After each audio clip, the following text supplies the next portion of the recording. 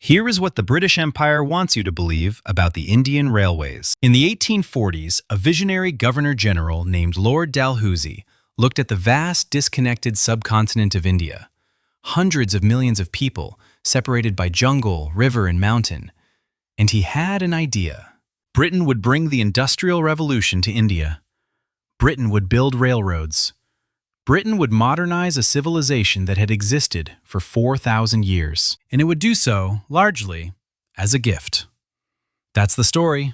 The railways as proof that colonialism had its benefits. Steel tracks reaching into the interior, commerce flowing, famine prevented. A primitive land, transformed. Here's what actually happened. Between 1849 and 1947, Britain built roughly 40,000 miles of railway across India. That part is true.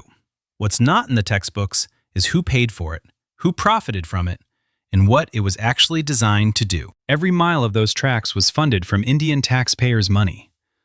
Every guaranteed return paid to British investors, generation after generation, came out of Indian revenue. The construction was so deliberately over-engineered, so extravagantly overpriced, that a single mile of Indian railway in the 1850s cost 9 times more than the same mile being built simultaneously in the United States. Not because India was harder to build in, because the financial structure made overspending not just acceptable, but profitable for the companies doing it. The British Parliament designed a system called the Old Guarantee System. Under this arrangement, every private British company that built track in India was guaranteed a 5% annual return on whatever it spent, paid directly from Indian revenues, regardless of whether the railway made money or not. Think about that for a moment.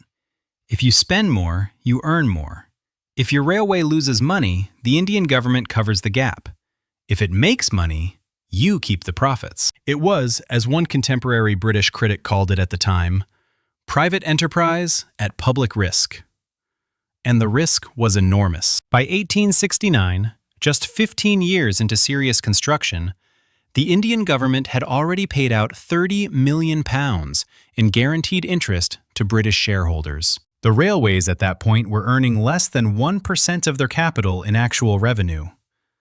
Meanwhile, on the other side of this ledger, India was losing more than money. The railways that were sold to the Indian public as protection against famine, the lines promoted in Parliament as the solution to mass starvation, were being used to do the opposite, to carry grain away from famine-struck provinces, to export food from a starving population to the ports, where it could be shipped to England. This video is about 5 decisions that made that possible. 5 moments where the British Empire chose, explicitly and deliberately, to engineer a financial trap disguised as a development project. And it's about a man named Dadabhai Naoroji, an Indian economist who sat in the British Parliament, who counted every pound and proved, with numbers the British could not refute, exactly how much was stolen and how. By the end of this video, you will never look at a piece of infrastructure the same way again. Because the Indian railways were not a gift. They were a bill, paid by the poorest people in the world to the richest investors in London. Let's break it down. To understand how the scam worked, you have to understand the situation Britain was in by the 1840s. The Industrial Revolution had done something unusual to British capital. It had generated more of it than Britain knew what to do with. The factories were built. The domestic railways were mostly complete. The canals were dug.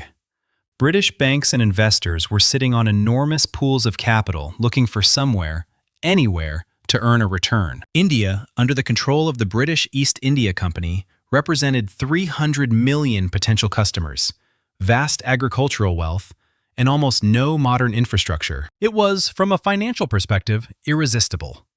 But there was a problem. India was risky. The distance was enormous.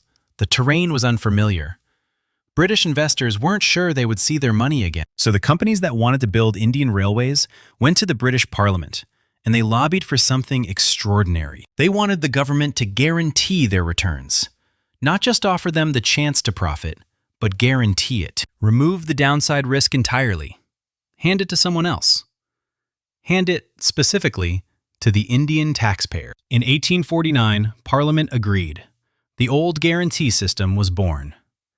Here were the terms, and pay attention to each one because every clause is a separate wound. Clause 1. Any private British company building railways in India would receive a guaranteed return of 5% per year on their total capital investment, paid from Indian revenues, for 99 years. Clause 2. The Indian government would provide land to these companies free of charge. Not leased, free. The cost of land, an enormous component of any infrastructure project, simply didn't appear on the company's books. Clause 3. All equipment, locomotives, rails, rolling stock, machinery, had to be sourced from Britain. Not from the cheapest available supplier, not from emerging Indian industry, from Britain. Every component imported. Every purchase a transfer of wealth from India to British manufacturers. Clause 4. All senior staff, engineers, managers, directors, even in many cases ticket collectors, had to be European, and their salaries were paid at European rates, not Indian rates, out of Indian revenues. When they retired, their pensions came out of Indian revenues too, and they retired to Britain. Clause 5. If the government of India ever complained about any of this, if local administrators tried to renegotiate, cancel contracts, or penalize companies for performance failures, the companies could appeal to the Secretary of State in London, and London almost invariably sided with the companies against the Indian government's own administrators. Read those 5 clauses again and tell me what you see. You see a system that was designed, deliberately, legally, in Parliament, to extract maximum financial value from India while providing minimum financial risk to British investors. The man most responsible for designing the initial railway expansion plan was Lord Dalhousie, the Governor-General of India from 1848 to 1856. In his famous Memorandum of 1853, Dalhousie was admirably honest about what the railways were for. He wrote that the railways were essential, in his words, for the protection of political and commercial interests. Commerce first, administration second. Famine prevention? Military movement? Those came third and fourth. Dalhousie envisioned trunk lines running from India's 3 great ports, Bombay, Calcutta, and Madras, into the interior. Not networks that connected Indian towns to each other.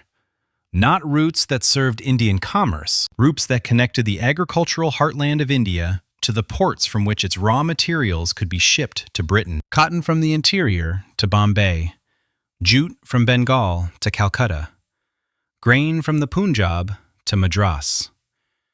Each line was, in effect, a pipeline designed to drain India's agricultural wealth toward the ocean, where it could be loaded onto British ships. The construction contracts went to 10 British companies, all headquartered in London.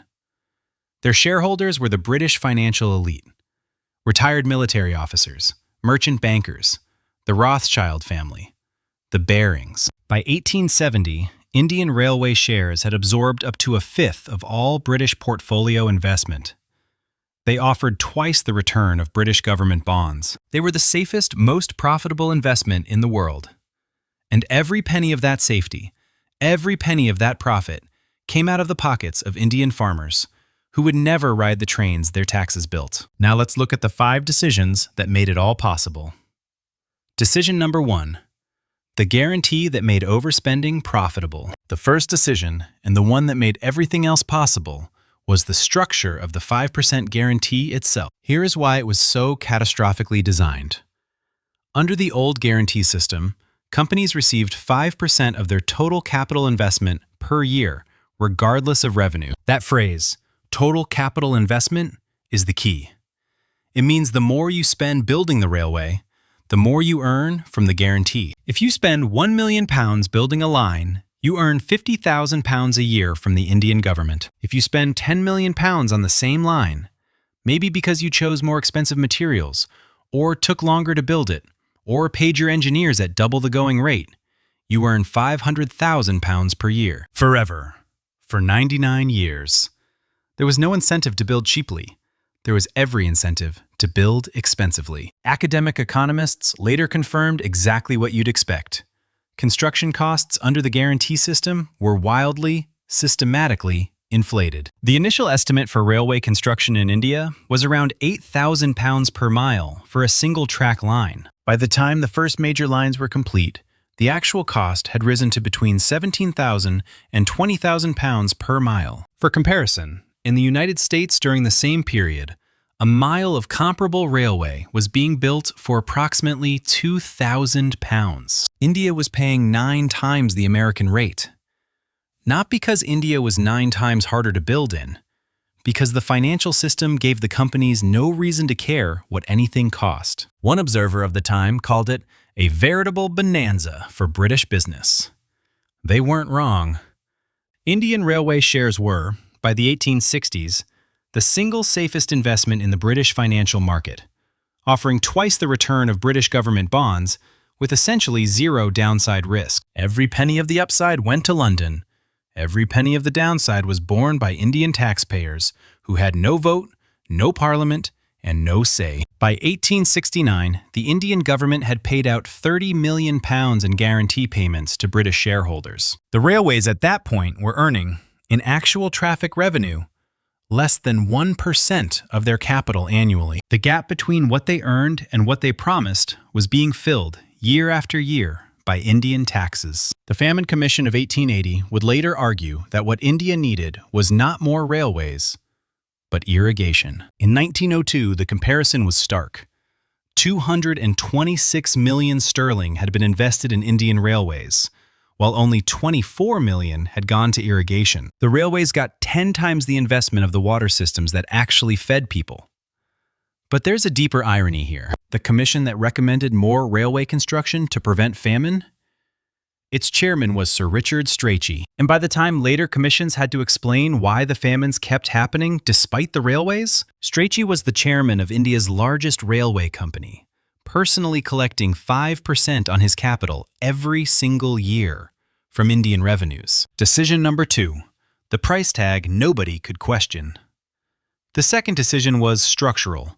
Who had the power to challenge costs? Under the terms of the contracts, if the government of India, the actual administrators on the ground, believed a company was overspending, building unnecessarily expensively, or failing to deliver on contract terms, it could raise objections. But those objections had to go to the Secretary of State for India, who sat in London. And the Secretary of State was, invariably, closer to the companies, whose shareholders included members of Parliament, retired military officers, and London financial institutions, than to the administrators in Delhi or Calcutta. The result was a system where local accountability was structurally impossible. Indian administrators could watch money being wasted in real time and have no power to stop it. The numbers tell the story. The construction cost per mile on Indian railways was consistently £15,000 more per mile than equivalent construction in the United States and Europe. That differential was not engineering.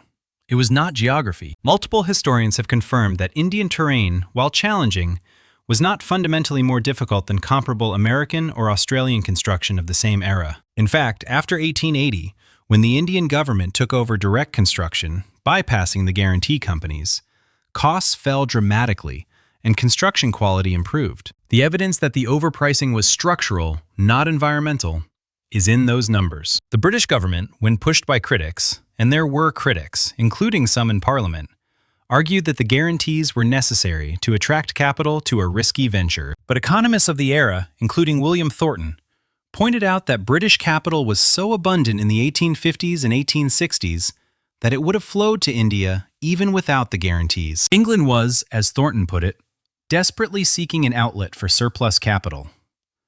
The guarantee wasn't economically necessary. It was politically convenient for the investors who lobbied for it and the politicians who received their contributions. Decision number 3. The routes that served Britain, not India. The third decision was the most spatially revealing: where the lines went. Lord Dalhousie's trunk line concept, ports to interior, was implemented with almost mechanical consistency. The railway network that emerged was not, in any meaningful sense, designed to connect India to itself. It was designed to connect India's agricultural interior to its export ports. Look at a map of the Indian railway network as it existed in 1900. The lines radiate from Bombay, Calcutta, and Madras like spokes from three wheels. There are almost no lateral connections, no lines running parallel to the coasts, connecting the agricultural regions to each other. No web, just spokes to the ports. This mattered enormously during famines. When a region ran short of food, the logical solution was to move grain from a surplus region nearby. But the railways weren't built laterally. They were built outward, toward the ports. Moving grain from one inland region to another often required shipping it first to a port, the wrong direction, and then back inland by a different line. Meanwhile, the same railways were perfectly designed for one purpose: exporting food to Britain. In the 1870s, as the Great Famine of 1876 to 1878 was killing somewhere between 6 and 10 million people in southern and western India, estimates vary among historians, but the death toll was staggering. The British government maintained its policy of free trade in grain. Grain continued to be exported. The railways continued to carry it to the ports. Researchers have documented that in two of the worst famine-afflicted districts of the Madras Presidency, Ganjam and Vizagapatam, grain exports continued throughout the famine. The railways built in the name of famine prevention were serving their actual purpose: commercial export, guaranteed returns, and the steady transfer of India's agricultural wealth toward British ships. John Bright, a British free trade politician who sat for Manchester, the heart of the cotton textile industry that depended on Indian raw materials, even admitted in 1877 that had £30 million of public works money been directed at canals and irrigation instead of railways, millions of the famine dead might have been saved. When the champion of free trade and British commerce admits the railways were the wrong investment for Indian welfare, you don't need much more evidence. Decision number 4. The famine railways that transported grain out of famines. The fourth decision, and in some ways the most damning, was what happened during the Great Famine of 1876 to 1878, when the railways revealed exactly whose interests they served. By 1876, India had thousands of miles of railway track, and politicians in Britain had been claiming for years that the railways would end famine, that the ability to move goods quickly across the subcontinent would mean that no province would ever again be unable to feed itself. Here is what actually happened. The monsoon failed in 1876. Then it failed again in 1877. Crops across southern India began to collapse. People began to die. And the acting Governor-General, Lord Lytton, issued his response. There will be, he said, no government interference with the grain trade. No imports, no price controls, no restriction on exports. Free trade would solve the problem because free trade always solved problems. The railways, running on schedule, carried grain from famine districts to the ports, not to other Indian provinces where it might feed people, to the ports where it could be exported. Researchers studying this period have documented that the railways, framed in parliamentary debates as instruments of famine protection, accelerated price increases in famine-affected areas. By moving grain efficiently toward export markets, they raised the price of food faster than starving people could cope with. Some districts showed net food exports at the same time that their populations were dying of starvation. Meanwhile, in London, the investors who owned the Bengal-Nagpur Railway, one of the famine protective lines built specifically to address these crises, were collecting their 5% guaranteed returns. The Bengal-Nagpur Railway had attracted, according to records, more high-net-worth investment than almost any other imperial venture of the 19th century. Rothschilds were among its backers.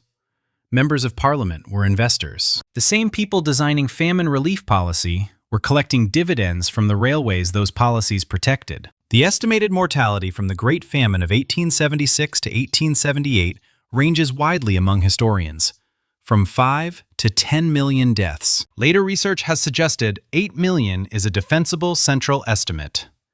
These deaths occurred while India exported grain, while the railways ran on time, while investors collected their guaranteed returns. One Indian nationalist, writing about this period, described the railways as magic wheels and empty stomachs.